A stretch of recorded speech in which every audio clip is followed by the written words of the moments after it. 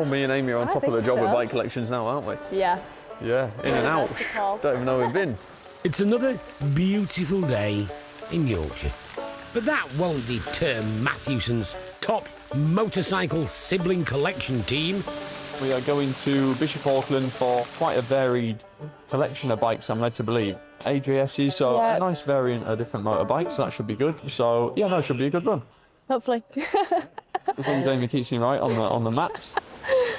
While the Mathewsons risk a soaking... See you soon. See you later. Oh.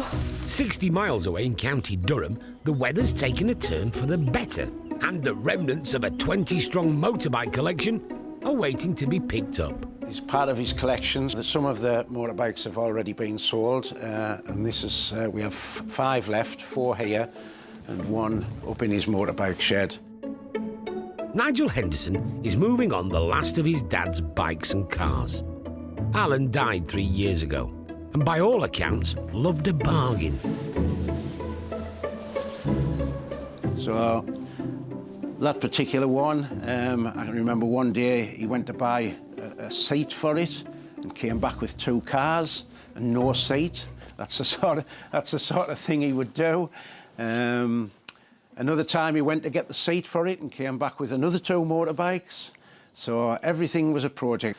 So in the summer months, he used to mess on with his cars and his vintage pickup. And in the winter months, he would lock himself away in his motorbike shed and do his motorbikes up. So everything was an ongoing project, some taking absolutely years. Amongst the haul, there's a Royal Enfield in bits, a pair of Triumphs and a 1960 AJS 250. He actually went to buy a greenhouse, came back with the greenhouse stacked in a pickup, and this motorcycle beside the greenhouse, and that's the type of thing he used to do. He just used to sniff them out. You know, unbelievable, really. It's a similar story with the 1965 Norton. So he'd only gone for the paper, and then the next thing you know, this arrives. Daughters Alison and Fiona have seen it all before. All these bikes here, he used to share with people, and Dad would always have to take them to show his bikes and his cars, and he wasn't boasting. He always had a story to tell them. He had a love for life. He absolutely loved life. Yeah. Every morning he would get up and he'd be looking for another project and something else to do. Yeah. Also going to the auction at a later date are a couple of Mercs, an F-Reg SEL and a 1967 2.8-litre 6-cylinder Pagoda. This was his pride and joy. He's had it nearly 50 years. Probably been out in all that time twice in the rain. On a Sunday, he would go up to Barnard Castle, about 15 miles away, get an ice cream, sit and look at it, sit on the bench, look at his car, drive it back home. He'd be on his hands and knees and he'd be shoe polishing. Everybody back in the day would shoe polish the tyres like this, but he'd be laid on his back doing the inside. An absolute fanatic. Absolutely loved it. Initially, we didn't want to sell anything and I wanted to keep everything, you know, but there's only so much stuff you can keep, isn't there? And if the next chapter's as good as the chapters before, we're onto a winner. Yeah. Right, she's yours. The Bishop Auckland bikes are back, and there's a reception committee. Sutty, another bike for you to go in with all the other bikes. Good. A bit low on bikes, we could do with a few more. How many bikes have you got in? 71. How many more do you want? Last year I had 140.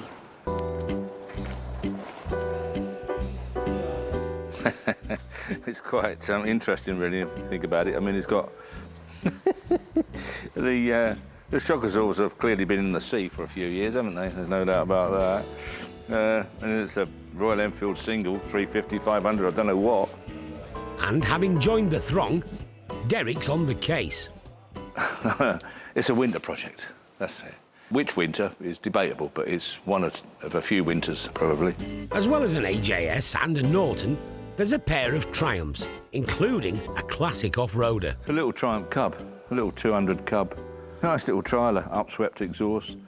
Really does look the part. Sooty's a trialling man. He'll tell you more about this, I would think. He's probably trialled them. You ever trialled a cub? No, but I've seen plenty enough. Yeah. They're still popular. They are popular in, you know, like pre-65 trials and stuff like that, yeah. Yeah, that's a nice little machine, that, actually, and it's a right purposeful little bike, isn't it?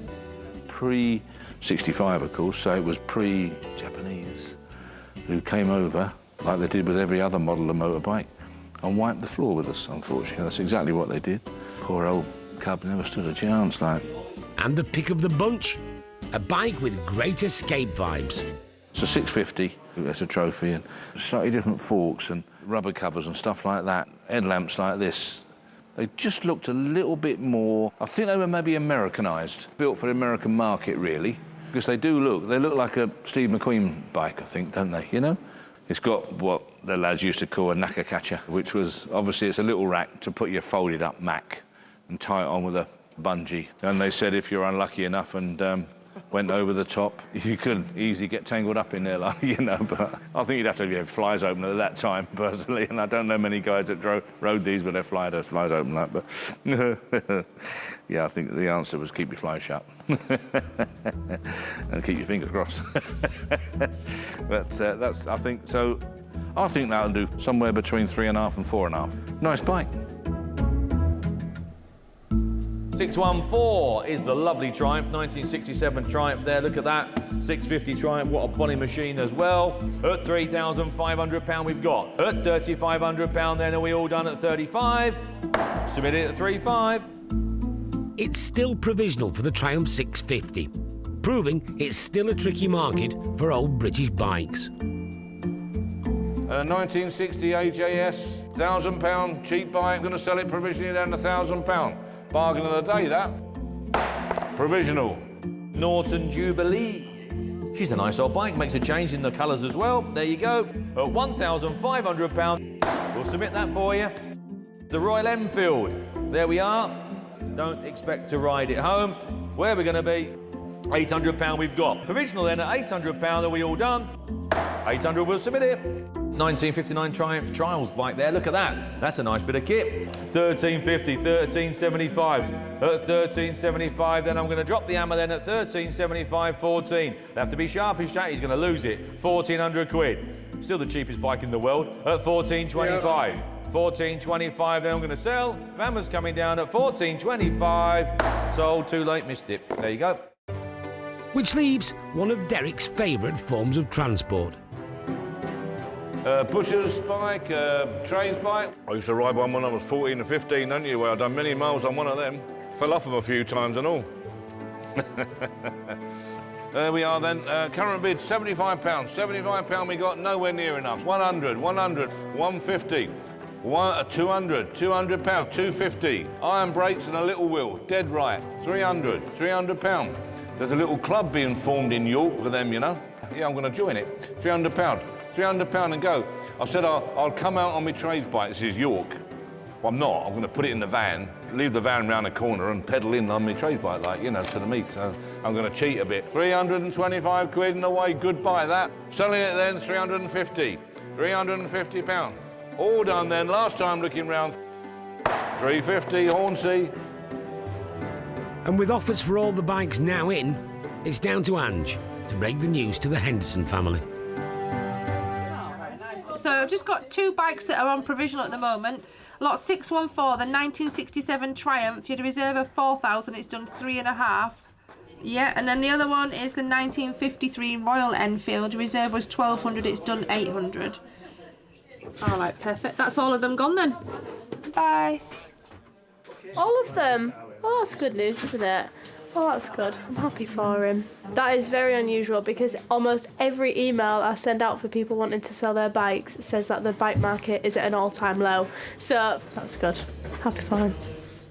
He should be doing cartwheels, shouldn't he? Because the bike market is very volatile. The old British bikes, they really are very, very difficult to rehome. But bikes in general, across the board, are terrific value at the moment. If you're like, shall I, shan't I, buy them now, because they cannot get a lot cheaper. They really can't.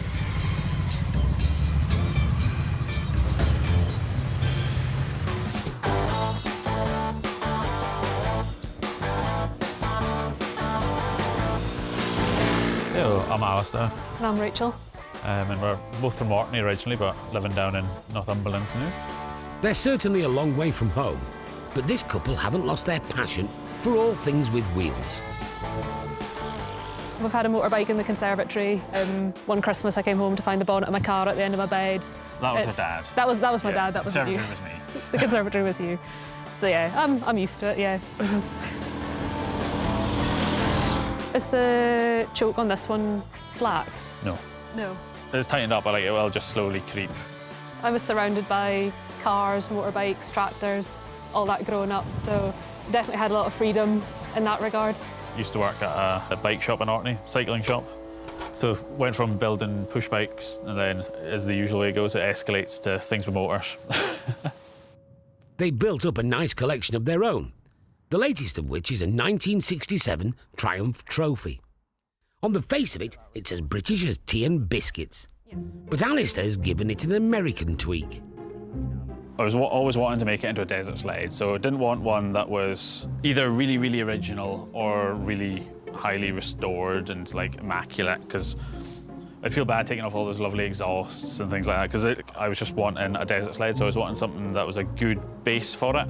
For those not in the know, Hollywood heartthrob Steve McQueen was into desert sled bikes that were often adapted with high exhaust pipes for racing across California's arid trails. The pipes and the tyres make such a big difference and change to the look of the bike. These ones were the 955, so they give a nice line along the side here for the desert sled look.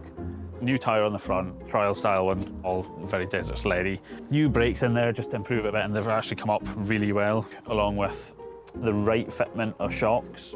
Well, the ones that came on it when I bought it were half an inch short, so I was buzzing the tyre over some of the big bumps. The chunky tyres was kind of the biggest difference I noticed compared to other bikes that you've had, just with the road noise, whereas I'm used to more road tyres, road bikes. But as far as being a passenger at the back, high exhaust keeps your leg warm. Yeah, that's true.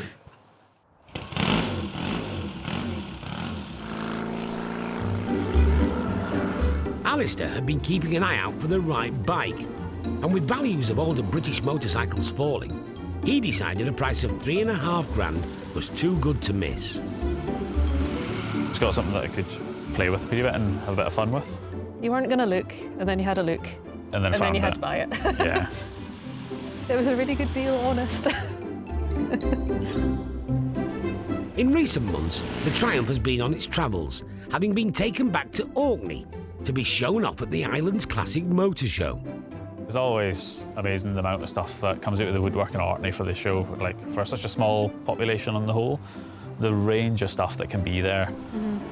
Definitely plan to keep it and use it. There's a few things I just want to tidy up with, and probably through the winter I'll take it to bits and just give everything a really good clean and update wiring and things like that. I'm not wanting to go through it too much cosmetically, because I like that oily rag side of it, but just make it reliable, good, hopefully leak a little bit less, but it's a British bike, so it's going to leak. You can only try so hard.